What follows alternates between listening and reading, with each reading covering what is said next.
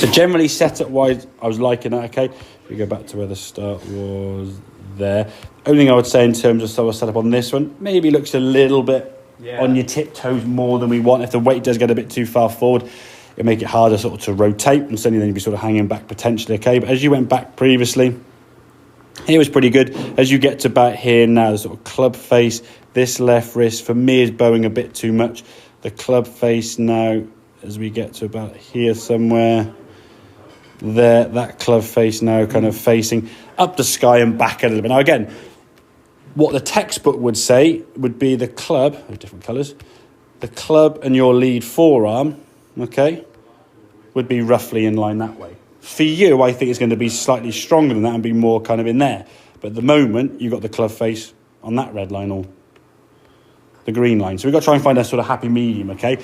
So in terms of your practice, and this again is about the feeling and the thinking when you're making practice swings, you want to swing the top of the back swing and get your club and the left arm to feel more that way, because in reality, it's going to be a bit more in that position with the club. Again, slightly stronger than your lead arm, but that's not horrifically where it's sort of up here somewhere and it's just too much to recover. I mean, up here somewhere, there's a window where you can be, yeah? It doesn't have to be sort of a perfect, there's not one perfect spot for everyone, okay? I think because of the way you grip the golf club, the way your left hand, for you to release the club, there's no way you can unhinge your wrist the way that other grip would do, because that's the reason why people putt left below, right, to stop the wrist hinging. So your club has to be on a slightly stronger kind of position. You just got a bit too strong, yeah. So stronger would be more. So that no, that's weaker. So the left wrist pointing more, as in the back of the left wrist, pointing more to the sky. That's stronger. That's weaker. Okay, so that's an open club face there. That's a stronger club face. Yeah, you're going to be somewhere in kind of the strong side of things. You were just getting, for me, a little bit too much on the bowed left wrist. Okay, so if I get rid of all these lines on here now, when your wrist is kind of in that position, that for me is too strong. As I said, dead straight is probably too weak. In an ideal world, you'll be kind of somewhere in the middle. Yeah, and that's for you just to find that kind of position there where it's, again, a little bit of bowed there, but when you start going almost Dustin Johnson-esque, if you look at DJ's left wrist, it's prop.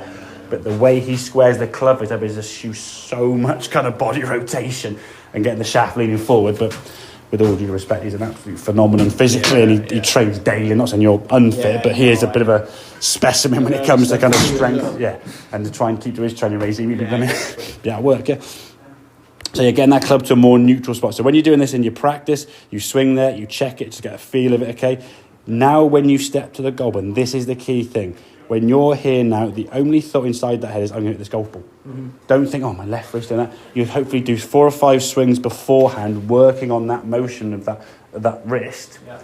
And then when you step to the golf ball, you just hit, yeah? And your focus now is on hitting the golf ball, maybe sort of just shifting the weight a little bit different, because trying to sort of work on that left wrist there. Yeah, not too bad, a little bit bowed, but that's fine. It's going to be a little bit that way, as we said.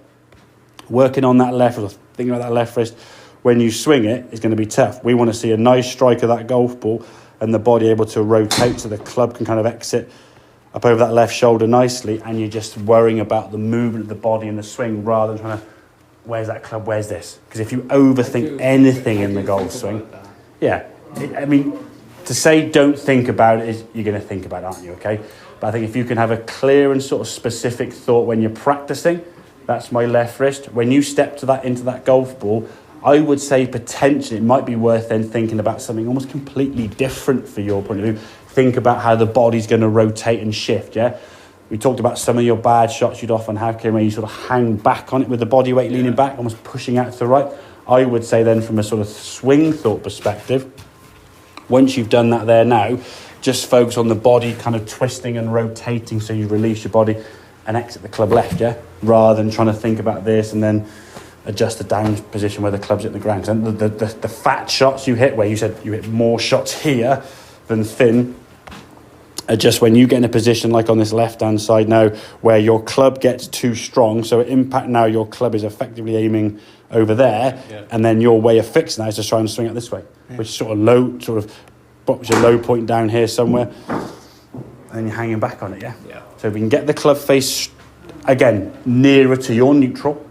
So for me, what I'm trying to do is get your sort of swing position. So at the top of the backswing, when you're swinging, you find where your neutral is, yeah? So from here now, we just, okay, unwind and release the body through the target, yeah? And you can hit your nice little soft draw, not have the fear of it doing this, and then go, oh, I hit another ball now, 10 seconds later, oh, it's a great shot, yeah? Yeah. Because on the golf course, you haven't got that, well, we have, it's called provisional, No, it's a two-shot penalty, isn't it? So we've got to try and get that ball to be the first one, and if it's not perfect this way, it's kind of that way, or just off to the right a little bit. So your dispersion rate's a lot narrower, yeah? That's, for me, is the big thing. If your club face is, again, anytime you've got extremes, and that's nothing to do with obviously your grip position, because your left or right doesn't bother me, but when you've got extremes in terms of how much your left wrist is doing this, or whatever it may be, that requires another extreme on the opposite end on the downswing. Well, yeah, it's just too much. Yeah, one time it'll work, sometimes you're not going to work so well, yeah? And that's where the good shots are great, and the bad shots are like, oh my God, where's that come from? And that's why I'd rather be consistent than. And that's why I said, if you ever do that two ball scrap, it's quite a good fun thing to play sort of in the winter when you're not sort of playing sort of anything for sort of too much competitiveness, because the conditions are obviously a bit dodgy anyway. But yeah, play one 9-holes best ball and play the second 9-holes worst ball, and see the difference in the 9-holes, and it's laughable, because when you got a second go at anything, mate, it's going to be a lot easier. Yeah? If you got to hit your worst ball, and in some ways, I used to practice myself playing worst ball, because it puts a lot more pressure on your second shot. Because if you knock a ball down there, say 250, 300 yards, you're like, oh God, that ball can't count. If I duff this one now, this one's not going to count. Hit the duff ones. It does put more pressure on your kind of play, which is going to be good for your game. Yeah. Okay, mate. Yeah. Good stuff.